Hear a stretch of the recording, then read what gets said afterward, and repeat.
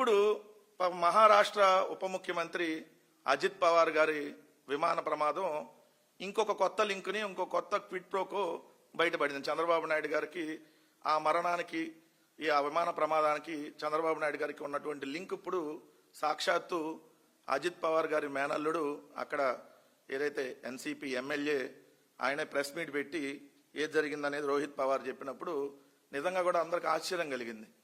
ఎందుకంటే చంద్రబాబు నాయుడు గారు హెరిటేజ్ అంటే మామూలుగా పాలు అమ్ముతారు, పెరుగు అమ్ముతాం, ఏదో మజ్జిగ ప్యాకెట్లు, నెయ్యి, ఇంకేదో కొన్ని చెప్పకుండా కూడా అమ్ముతూ ఉంటారు అనుకోండి, అది వేరే వ్యవహారం. ఇది ఒకటే ఉందేమో అనుకున్నారు హెరిటేజ్ అంటే. హెరిటేజ్ ఫిన్లీజ్ అనేది ఒకటి ఉందని ఎవరికి తెలియదు. హెరిటేజ్ అంటే నార్మల్గా మనం హెరిటేజ్ ఫ్రెష్ ఈ ఎంఏ ఉన్నాయో వేరే ఏం లేదనుకున్నారు అందరూ.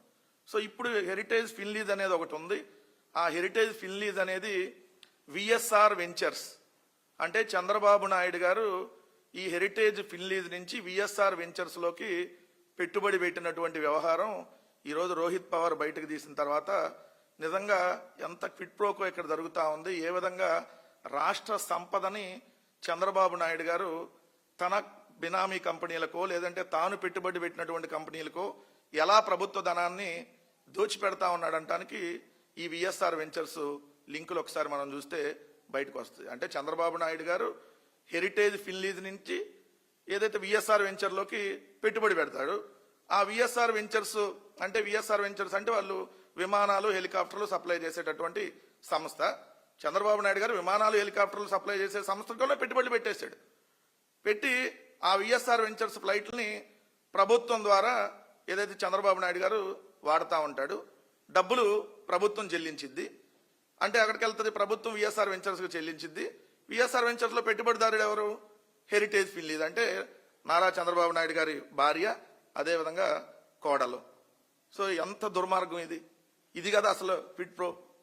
ఎందుకంటే ఇప్పుడు అజిత్ పవార్ గారు బయట పెట్టిన తర్వాత ఈ విఎస్ఆర్ వెంచర్స్ సంబంధించి మొత్తం చూస్తే ఇది చంద్రబాబు నాయుడు గారు, నారా లోకేష్ తిరిగాయన్ని ఫ్లైట్ వివరాలు చూడండి మీరు. విఎస్ఆర్ వెంచర్స్ ప్రైవేట్ లిమిటెడ్ ఇక్కడ మీకు చూస్తే డేట్ 18/12/2025 సాయంత్రం 4:30 గంటలకు బయలుదేరాడు చంద్రబాబు నాయుడు గారు విఎస్ఆర్ వెంచర్స్ లో. ఎక్కడికి బయలుదేరాడు? గన్నవరం టు ఢిల్లీ.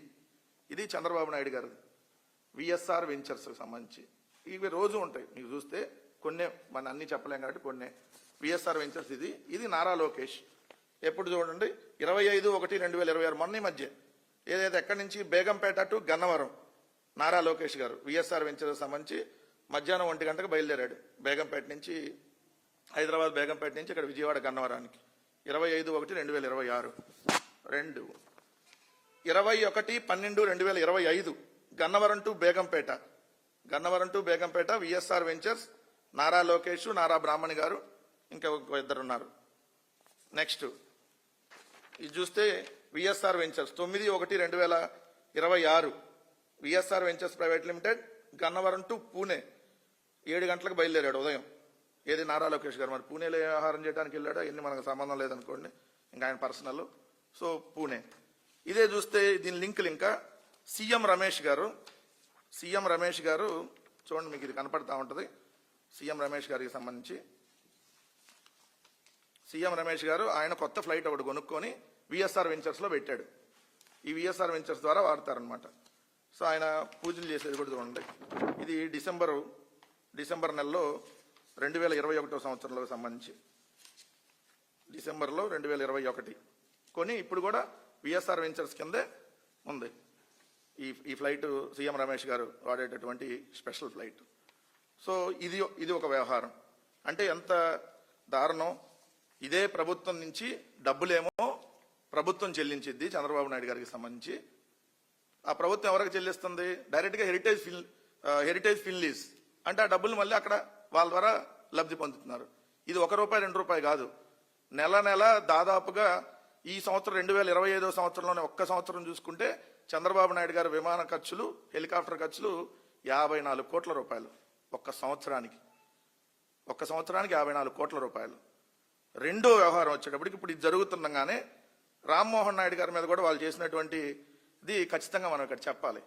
ఎందుకంటే రామ్మోహన్ నాయుడు గారు ఈ నివేదిక రాకముందే, అజిత్ పవార్ గారు ఏదైతే విమాన ప్రమాదంలో చనిపోయినటువంటి నివేదిక రాకముందే ఆయన పొగమంచు వల్ల ఈ ప్రమాదం జరిగిందని చెప్పి చెప్పటం నిజంగా కూడా దేనికి సంకేతం అంటే విఎస్ఆర్ వెంచర్స్ సంబంధించినటువంటి ఫ్లైట్ కాబట్టి అందుకనే ముందు ఇది విమాన ప్రమాదం వాళ్ళు డిసైడ్ చేశాడు రామ్మోహన్ నాయుడు.